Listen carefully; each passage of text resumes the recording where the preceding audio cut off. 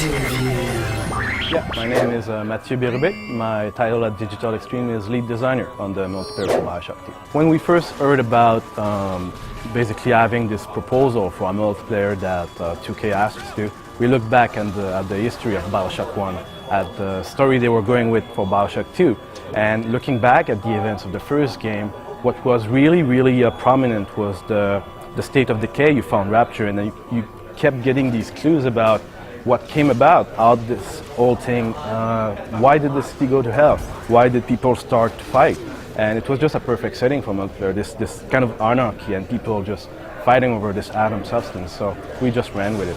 I think one of the big ideas we had early on was to focus on this one big complicated game mode, but it never really panned out. And we found out, going back to the first BioShock, that players like the familiar shooter feel with the uniqueness the BioShock brand brought into it. So again, we went back to the design of it and focused on game modes that people were familiar with, but with a twist on it, like Capture the Sister that you saw today. If you're in any way familiar with multiplayer games, you're gonna get that attack and defense switch pretty fast. But it has its own BioShock twist, right? You capture a sister, she's resisting you, so that's pretty new.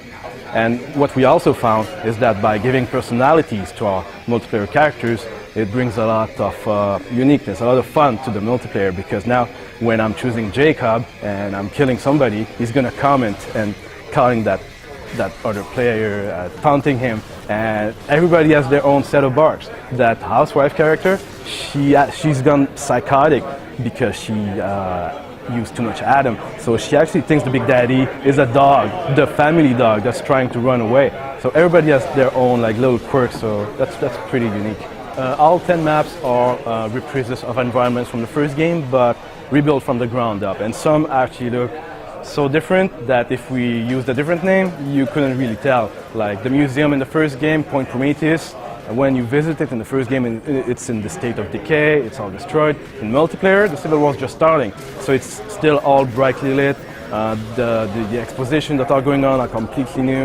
It has more of that replay feel with creatures of the deep and a showcase showing plasmids. Same for Mercury Streets. When you go through it in the first game, it's very claustrophobic, doorways are smashed in. In our version, it's brightly lit and there's still vegetation. So that's how we wanted to approach. Again, give something familiar to the player, but make it new. Survival of the fittest is your standard, very free-for-all, chaotic gameplay of everybody out for themselves, killing each other, and basically the guys who get the most kills are rewarded with the most Adam. But concurrent with any game mode, you can do a lot of complementary action to get some extra Adam that doesn't count toward winning the game. Like if you find Adam vials lying in the level, hacking turrets, assists count towards that.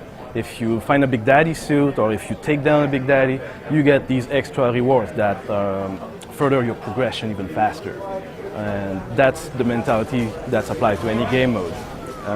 For Civil War, it's very similar to Survival, but it has a team setting, and you're temporarily joining hands with either the Andrew Ryan faction or Atlas, and your team fighting against each other.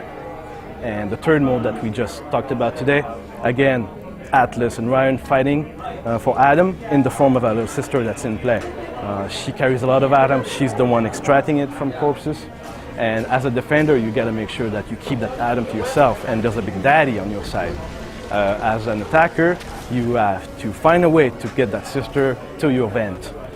If that means taking down the Big Daddy first, it does. If you can be sneaky enough to not have to do that, you can do that too.